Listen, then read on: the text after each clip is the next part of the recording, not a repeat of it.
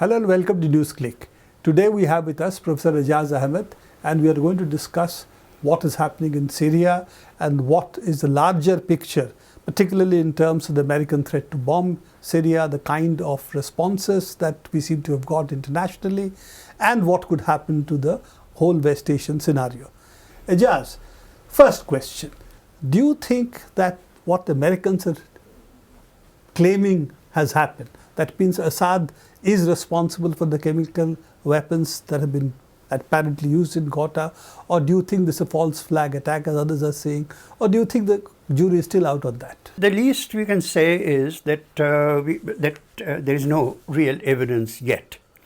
The British have released a dossier in which they claim that chemical weapons has been used by the Assad government 14 times without citing a single instance. The last time UN Commission of Inquiry went to Syria to investigate the allegations that the regime had used chemical weapons, in fact, they came back and at least one of the members publicly said that there was mounting evidence to suggest that it was done by the so-called rebels rather than by the government, and the Commission of Inquiry as a whole concluded that there was no evidence that the government had used any chemical weapons. This time, the Americans are not waiting for the UN. In fact, they tried to prevent the UN from investigating. The UN insisted on sending the investigation team. They did, which caused a delay of 4 or 5 days. Then the Americans said, now it is so late, etc., etc. And then Mr. Obama has gone and said, we have Kerry and all of them, that we have evidence and all that. It does not seem to me that we have any kind of evidence or any kind of evidence would be available in the near future. More than half a dozen European countries have actually said that they're against such an intervention. The British Parliament has said so and all that. All of them basically saying we don't have the evidence to act. Whether or not this is a prudent thing to do, even if we had the evidence, is a different question. But we don't have the evidence. So that's what I would say, that their inability of all of these people to present any evidence seems to suggest that it is a false flag, and circumstantial evidence suggests that. The government had not only allowed but invited the UN team to come in to investigate previous ones. The Al-Khanal attack, which took place about 5 months back, which is where the Russians seem to have given evidence that it was really the rebels who used That's the Russian evidence. 2 days after they arrive, 10 miles from where they're staying, in an area where there is no great rebel activity, somehow the Syrian government is supposed to have bombed and killed, now they say 1,300, 1,500, whatever number of their people. Why? There's no motivation to do that. Particularly Assad seems to be anyway militarily much stronger than he was, say, for instance. Well, there are two sides to it. Absolutely, you're quite right. 4 major fronts, they were making great progress. And all of these motley crowd of 1,000 or so groups were very much on the run. At the same time, the Americans and the Russians had agreed on a framework for a Geneva conference. So they are on the run. Geneva conference is due. They have to do anything they can to prevent the conference. And Mr. Obama had boxed himself in, played into their hands anyway, by saying that if there is a chemical attack, that the US will respond militarily. Boxed himself into a red line, which gives the other side an incentive, therefore, to do a false flag attack. If whether it was actually designed to invite a false flag event or not, we don't know. But this is a setup. You say if this happens, and then somebody makes it happen. The other part of it, that even if chemical weapons were used, it would still need a United Nations Security Council resolution to make any military attack on Syria legitimate. Otherwise, it's still an illegal act of war. But this doesn't, of course, bother the United States at all. The US no longer Abides by international law. by it. They actually have a position. Their Secretary of State says that the Geneva Conventions were passed in a time when conditions of war were very different. They are no longer applicable. Time and again they have taken the position that the Security Council cannot be a reference point because Russia and China are obstructing everything, so we have to do it unilaterally. Now, then they talked about international community. Now they can't get the Germans and the Brits to support them. So now there will be a coalition of the willing. And that coalition is willing at the moment, if the corresponding parliaments and congresses pass the resolution, would be United States and France. And it doesn't seem that anybody else is on board, including the Arab League. Yeah. So it's really unilateralism and American unilateralism. At the same time, what you have is that roughly 200 members of US Congress have written letters to Obama saying, even though the Congress is on vacation, you have to call an extraordinary session of the Congress to give you the authority to do it. Now, this again can play either way. It might seem as if the Congress is taking charge of this and preventing Obama from doing it, or it may well be that the text that Obama has now circulated of the resolution that they want the Congress to pass will be passed, which will give him unlimited right to do whatever he wants. This resolution is, of course, quite dangerous because it has virtually, as you said, unlimited provisions. Absolutely. Whatever he wants to do, Absolutely. he can do. But coming out of that issue, the US Congress and the French Parliament, what it does, leaving that aside, the other issue that is there is what could be America's strategic objective in a military strike of that nature, which essentially does not, unless it continues for a very long time, will not degrade Bashar al-Assad's capacities enormously, but has every potential to lead to a much larger war in West Asia. It depends what they have on their minds. Their first objective was they thought that the Assad regime would collapse relatively easily, not as easily as Libya, but easily, and they would have a pro-Western alliance in place. Then they thought that the longer the war can be dragged out, the greater the chances that the state will gradually collapse and degrade itself militarily and economically and so on. Much of that has happened, but now they have come to a point where their so-called rebels are on the run. So my sense is that if the Americans actually undertake a strike, where it is going, because calling the Congress, asking the Congress to discuss this, that, and the other is also in a certain way playing for time. So whether or not the strike will come, when it will come, how large and all of that will be, we don't know. But I do believe that if it comes, it will be part of a much larger design, a very changed design, in which, on the one hand, the power in the region has shifted from Qatar to Saudi Arabia.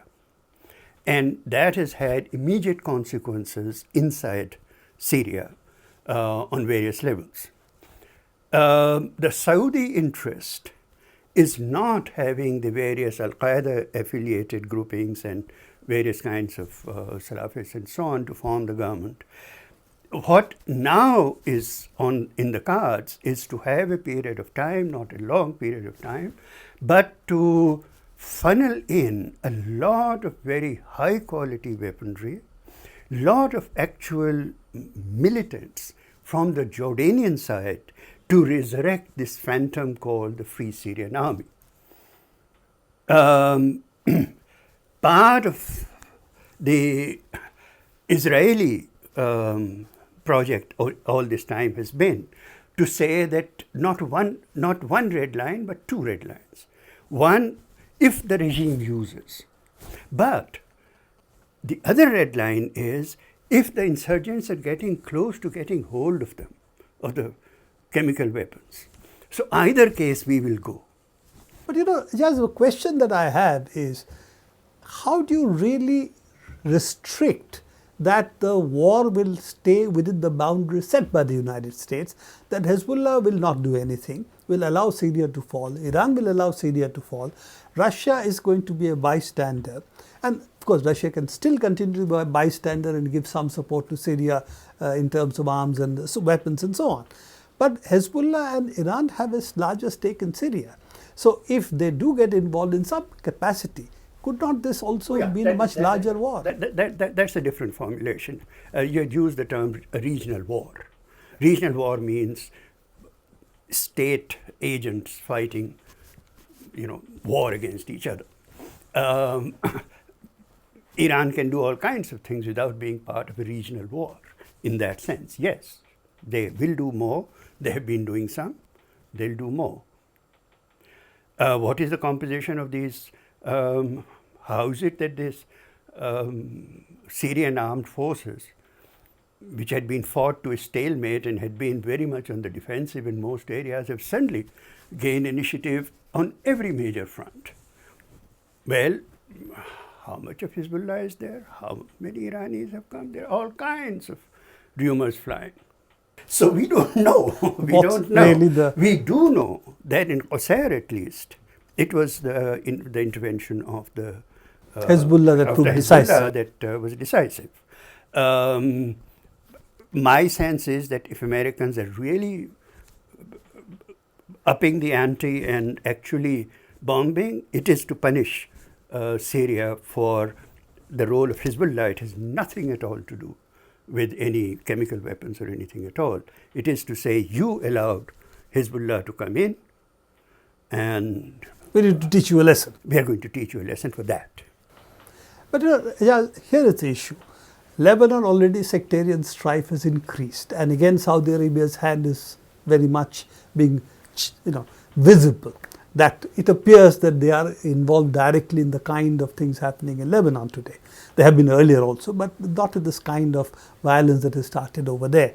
So what we had much earlier, we have discussed that Syria unraveling means also Lebanon unraveling, impact or possibly on Jordan, of course in Palestine, and Saudi Arabia itself, because there is an eastern province of Saudi Arabia which is really not very stable. So all these possibilities exist, and to believe that this can be contained within, say, a few military strikes, which is what Obama seems to be suggesting, that we can have surgical strikes. What you were saying is absolutely right. I'll go further. What the Saudis have actually thrown into Syria, into the territory of Syria, forces that they control from Lebanon, from Iraq, from Central Asia. Chechens. The Chechen brigade. And now Caucasus. They are sending in not only a whole lot of weaponry, but all indications seem to suggest a lot of personnel from Jordan. So the number of externals is going to increase exponentially. And one of the reasons is that the internal Islamist rebellion is largely Muslim Brotherhood, which is what Saudi Arabia is terrified of in terms of their eastern province. Okay, so this whole battle against the Muslim Brotherhood that the Saudis seem to be fighting in the entire region is all about those eastern provinces. Okay, so one of the reasons all of these forces are being thrown into Syria is that by the Saudis deliberately. Now, it's not possible to do all that without the war coming to the very regions from which you are doing this. So one part of it is very clear. It's a long-term strategic fight against Iran, and how to weaken it this seems to be the basic American agenda. That is there. And also the Israeli agenda. That is there, certainly. I have also had a view, Prabir, that the ultimate objective of the Americans is not so much to put a pro-American dispensation in power in these countries and stabilize them. Their they would be glad if they can do it. But their actual objective, I think, is to destabilize all of these countries and actually break up their societies. They want to break up these societies for the next 30 years so that Israel can complete its colonization of Palestine. Balkanization, breakup, sectarian divide, all of it being. Absolutely. And supporting radical Islam helps them because radical Islam creates civil wars inside the countries. So that's the larger interest which is common. That is a larger strategic interest. So in that sense, in Syria, that is, I think, the ultimate objective that they are pursuing. If they can achieve more than that, they would be perfectly happy to do that, but that's what they want. Some pause in the immediate rush to war, but nevertheless a larger strategic goal which would mean that America at some point or the other, sooner rather than later, would get into at least some form of military attacks on Syria directly. That's what you seem to think. Yes. Okay, thanks a lot. And as the Syria, West Asia situation develops, we'll continue talking about it in Newsclick. Thank you very much. Sure. Thank you.